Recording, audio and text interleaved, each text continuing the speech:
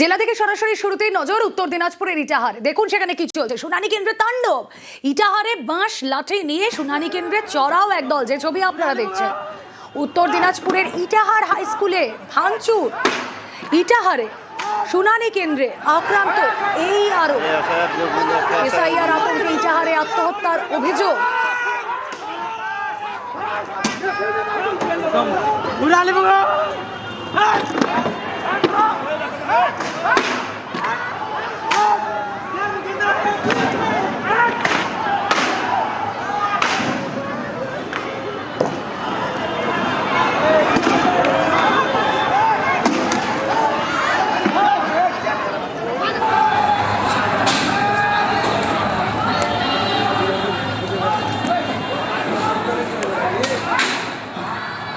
SIR আতঙ্কে ইটাহারে আত্মহত্যার অভিযোগ, আর তারপর মৃত্যুর খবর ছড়িয়ে পড়তেই তুমুল উত্তেজনা শুনানি কেন্দ্রে। আপনারা দেখতেই পাচ্ছেন শুনানি কেন্দ্রের আসবাবপত্র ভাঙচুর, তাণ্ডব চলছে রীতিমতো।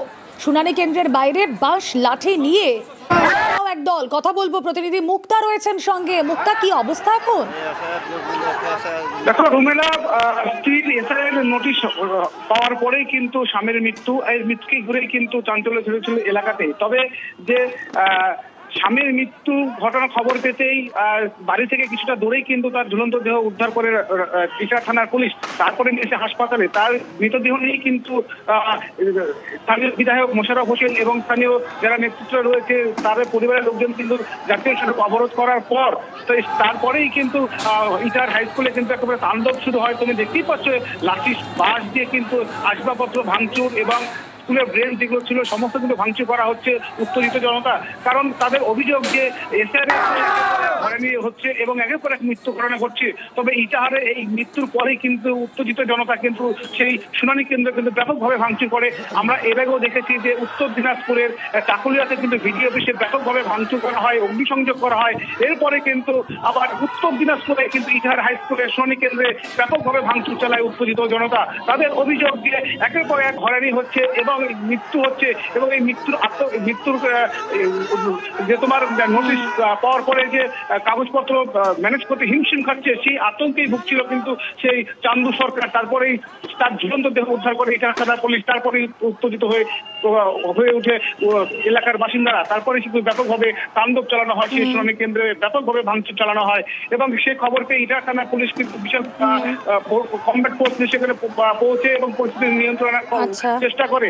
এবং পাশাপাশি যে বেশ কিছুক্ষণ ধরে কিন্তু সেখানে তাণ্ডব চালানো হয় এবং এই তাণ্ডবের ফলে কিন্তু প্রচুর ক্ষয়ক্ষতি হয়েছে বলেও জানা যাচ্ছে। এবং এই ঘটনাকে কেন্দ্র করে নির্বাচন কমিশন তাদেরকে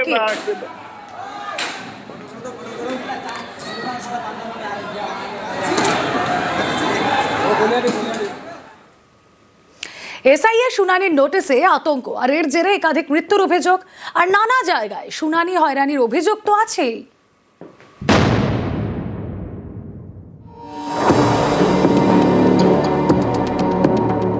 বছর 50-এর খালেদা বিবি দক্ষিণ 24 পরগনার কুলপির বাসিন্দা বুধবার মারা যান। পরিবারের দাবি এসআইআর শুনানির আতঙ্কে কীটনাশক খেয়ে আত্মহত্যা করেছেন।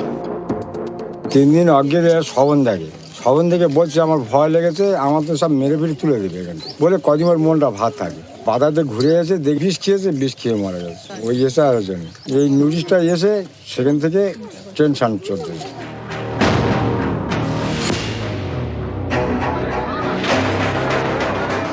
উত্তর দিনাজপুরের ইটাহারের চান্দু সরকার। পরিবারের দাবি তার বউকে বৃহস্পতিবার শুনানিতে ডাকা হয়।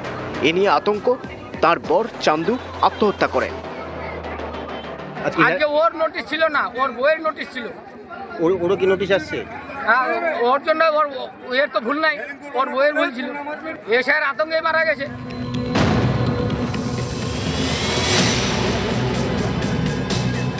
পূর্ব মেদিনীপুরের কাঁথি এখানকার শামসুন বিবি। বুধবার রাতে তিনি মারা যান। পরিবারের দাবি এসআইআরের শুনানির নোটিশ পাওয়ার পর থেকেই আতঙ্কে ছিলেন। এর জেরেই হার্ট অ্যাটাকে মৃত্যু।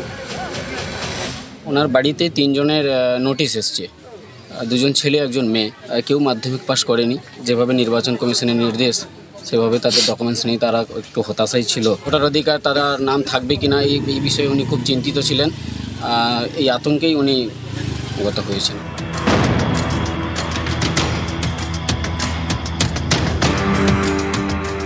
ইনি জিন্নাত আমান খাতুন, দক্ষিণ 24 পরগনার মগরাহাট 1 নম্বর ব্লকের আইআরও। বুধবার বানেশ্বর হাই মাদ্রাসার এসআইআর শুনানির কাজ করছিলেন।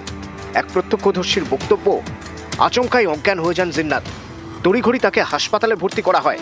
এসআইআর এর কাজের চাপেই তিনি অসুস্থ বলে দাবি। হিয়ারিংয়ের সময় মানে কি আস্তে আস্তে ভিড় বাড়তে গেল, অনেক রকম কোয়েশ্চেন করা হচ্ছিল ওনাকে, কিন্তু উনি কি উত্তর দেবেন? উনি তো এর ফিউচারটা কি করে বলবেন? উনি জাস্ট হিয়ারিং নিতে বলা হয়েছে, উনি হিয়ারিং নিচ্ছিলেন।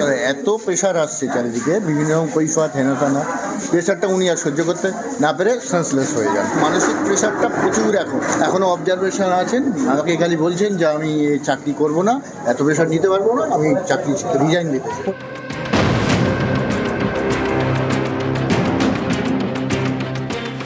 পশ্চিম মেদিনীপুরের ঘাটালের বাসিন্দা হীরালাল দলুই ঠিকমতো হাঁটতে পারেন না। বৃহস্পতিবার তিনিও যান এসআইআর শুনানিতে। ওই নাম টাম ভুলেছে না, আর ওই নাম সংশোধন করার জন্য আসছিলাম আর কি। হ্যাঁ, স্যার হিয়ারিং ছিল, বিশাল কষ্ট। ওই হ্যান্ডিক্যাপ গাড়ি নিয়ে এসেছিলাম আর কি। হ্যান্ডিক্যাপের দোতলায় বিশাল কষ্ট, ওই লাঠি ধরে আসছি। হ্যাঁ, বিশাল সমস্যা এইভাবে।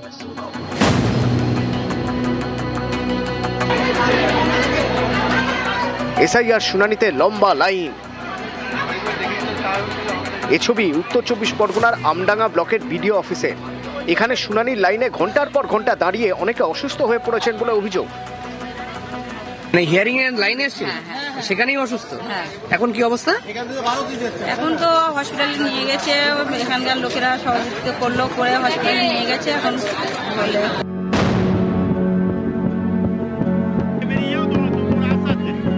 হাওড়া জগৎবল্লভপুরের বিডিও অফিসেও শুনানির লাইনে দাঁড়িয়ে এক বৃদ্ধা অসুস্থ হয়ে পড়েন বলে অভিযোগ।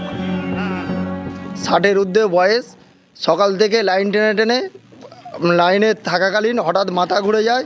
মাথা ঘুরে যাওয়ার পরে ওখান থেকে আমরা জল টল দেওয়া হয় ওনাকে। কিন্তু এই বৃদ্ধ বয়সে মানুষকে হ্যারাসমেন্ট, কেন্দ্র সরকার যেভাবে একটার পর একটা শুধুমাত্র মানুষকে বিভ্রান্তি করার জন্য আজকে মানুষের এই দুর্ভোগ। নিউজ 18 বাংলা।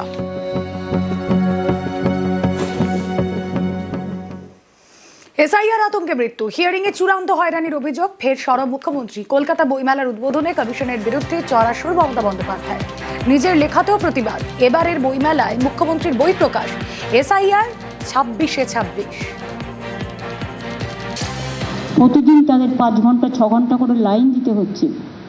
লজিস্টিক ডিসক্রিপেন্সি কোনোদিন ছিল না এসআইআর। একমাত্র স্টেট বাংলায় হচ্ছে, অন্য কোথাও হচ্ছে না। ড্রাফট লিস্ট, ফাইনাল লিস্ট বেরোবার পরেও যাদের এখনো বঞ্চিত হয়েছেন, পাননি, তারা যাবেন। আগের নিয়ম ছিল ইলেকশন কমিশন না, জনগণ নির্ধারিত করতেন কে আসবে কে না আসবে। এখন ইলেকশন কমিশন ভোটের আগেই ঠিক করে দিচ্ছেন কাকে নিয়ে আসবেন। মানে মানুষের গণতান্ত্রিক অধিকার হরণ করে, এটা হতে পারে না।